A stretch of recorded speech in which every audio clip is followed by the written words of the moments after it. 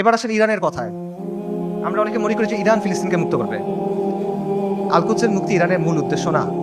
ইরানের মূল উদ্দেশ্য হলো মধ্যপ্রাচ্যে শিয়াদের যে ক্ষমতা এটা বৃদ্ধি করা, শিয়া অ্যাক্সিস বলে যেটাকে, এবং এটা সে করবে অ্যাট ইয়োর কস্ট।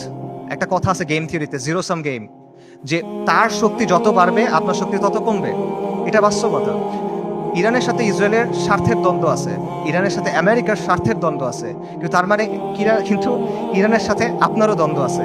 যে ইরান আজকে ফিলিস্তিনের মুক্তি করার জন্য গুলি আওড়াচ্ছে, তারাই আজকে সিরিয়াতে আহলুস সুন্নাহ ওয়াল জামাকে হত্যা করতেছে, তারাই আজকে আহওয়াজে আহলুস সুন্নাহ ওয়াল জামাকে হত্যা করতেছে, তারা ইরাকে আহলুস সুন্নাহ ওয়াল জামাকে হত্যা করছে, এখন নির্যাতন করতেছে। এটা হলো বাস্তবতা।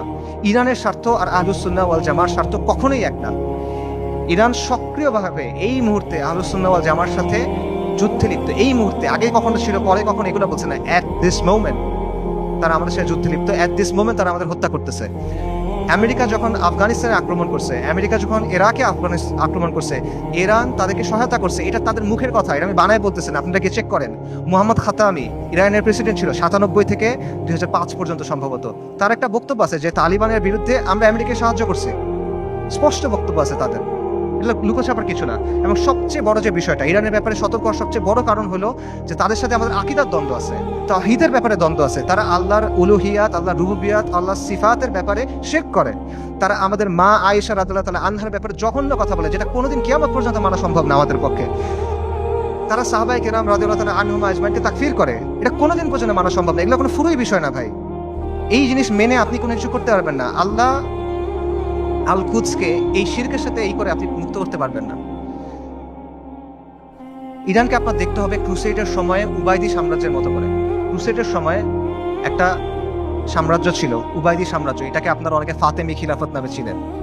এরা আকীদাতে ছিল ইসমাইলি শিয়া, মানে ইমামি শিয়াদের চেয়েও খারাপ, বাতেনি এরা ইসমাইলি শিয়া।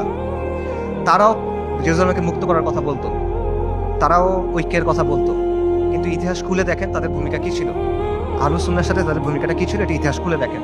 এবং এটা শুধু তখন না, এখনো এবং এর আগেও ছিল এরকমই। কাজেই ইরানকে আপনার উবাইদিদের একটা আধুনিক সংস্করণ হিসেবে দেখতে হবে। তবে credit where credit is due, ইরানের কিছু অর্জন আছে যেটা আমাদের নাই, এটা আপনার স্বীকার করতে হবে।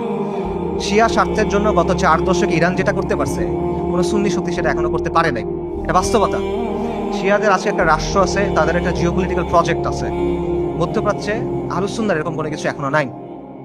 বৈশ্বিকভাবে ফিলিস্তিন ইস্যু ব্যবহার করে ইরান প্রতিরোধের একটা রেটরিক তৈরি করছে, এক ধরনের সফট পাওয়ার তৈরি করছে। এটা আমরা তৈরি করতে পারি নাই, এগুলো বাস্তবতা। এই ক্রেডিট তাকে আপনি দেন, এই অর্জন